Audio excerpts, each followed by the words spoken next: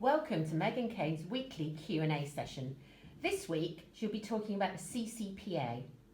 What is the CCPA? So the California Consumer Privacy Act, otherwise known as the CCPA, is quite similar to GDPR in the way that the state of California have now introduced this act to be able to help individuals get better control and also make sure that businesses have good privacy standards in place to be able to protect individuals' data that they're processing as part of their business activity. This came into effect on the 1st of January 2020 and will later be enforced on the 1st of July 2020. So there's a 6-month grace period in place for businesses to get everything in place.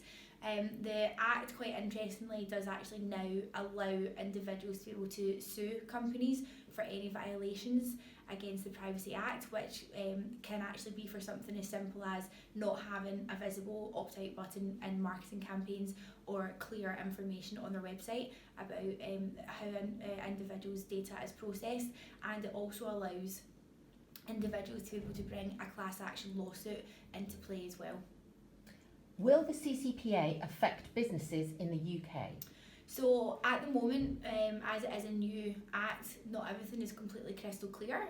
As we also experienced with the GDPR, there is some grey areas.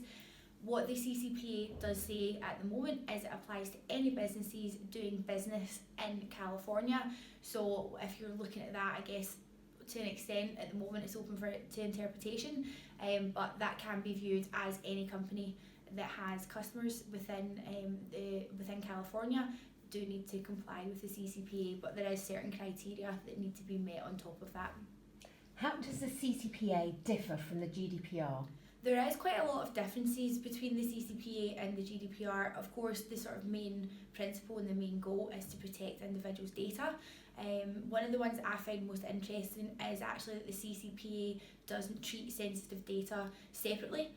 Like the GDPR does. It just groups all data together. It's got a much broader sort of scope and a broader view of personal information, just groups it all together. There is also differences between the types of the categories of data that can be processed.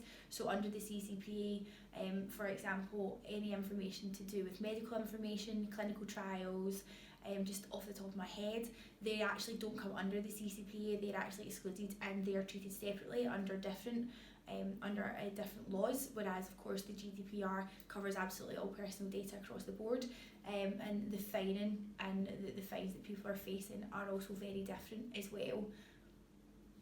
Thank you, Megan.